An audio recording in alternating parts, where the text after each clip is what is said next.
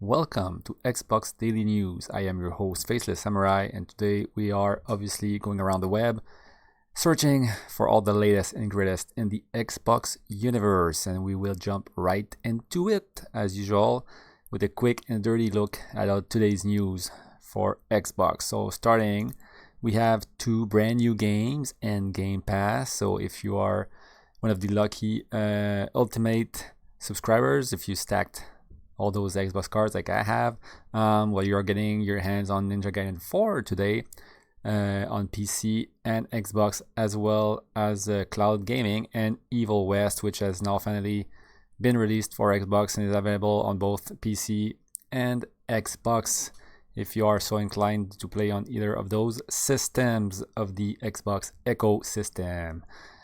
Up next, we have a brand new look at the Frontiers of Avatar third-person perspective update coming on your Xbox and PCs December 5th. So it's a free update, obviously, from Massive. It looks pretty awesome. So if you haven't played that game, you can probably get it on sale around the time of the patch, of course, since it's gonna be close to Black Friday, and you might be able to get your hands on this amazing looking title for cheap and enjoy the brand new third-person perspective.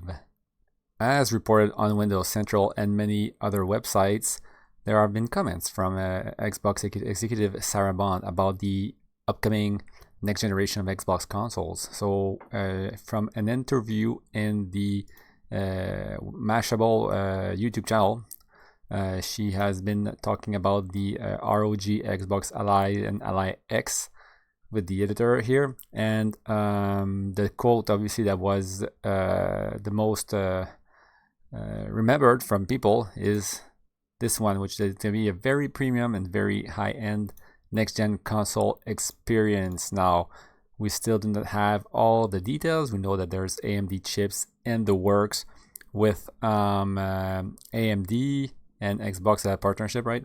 So they're developing next-gen chips that will be compatible with the Xbox ecosystem in terms of like backwards compatibility, as well as offering access to all PC gaming stores. So we're all obviously expecting something a bit more expensive than prior generations, considering what they're going to be offering here. Plus the fact that it might subsidize a bit less. We know from quarterly earnings that Microsoft is making a lot more money now from first-party releases and even third-party royalties. And Game Pass is also bringing in a good $5 billion a year. So considering that their games are selling more and that they're pretty expecting to make a bunch of those revenues from other stores as well, they might bring the price a bit, because the fact that it has support for all the ecosystems on the PC gaming platforms, which is something that other manufacturers will not offer. So it's a differentiating factor here, which might somewhat make sense for a device in that category, which is a hybrid, just like the ROG Ally X, which is currently mostly PC, but rumors that it will be supporting as well some form of emulation in the near future. So expect more news about that as we get closer to next gen releases. Now, from the Xbox Newswire, there's been a brand new podcast released for obviously the awesome looking and incredibly funny sequel to The Outer Worlds. So there's a studio tour of some sort, which is available on the official Xbox podcast. So you can either listen to this on your favorite podcast app with the audio only, or go and watch the video on their official YouTube channel and have a crazy and funny tour of the Obsidian Entertainment studios, where you'll see and learn a bit more about the development of Outer Worlds 2. There's been an update on Kickstarter about the Sinking City 2, so the game coming to PC, PS5, and obviously Xbox Series has been slightly delayed. So the release into the first half of 2026. If you go and look in there, I know if they really talk about it, that they have needed time to make it more special, is what they say, and obviously, like just to make it sweeten the deal a bit more, they've added a few more screenshot of the title. So if you have backed this game, just know that it's going to be coming out a bit later than anticipated. And to close off this evening's news, we have a little not unfortunate, but I guess unsurprising not announcement, but a leak here of Rebs Gaming. So the one man who often has Halo news and Halo rumors, right? So we all know that Friday we have the Halo World Championships, and we know we're gonna get something brand new about the upcoming Halo title, which is rumored to be a remaster of Halo 1 in Unreal Engine 5.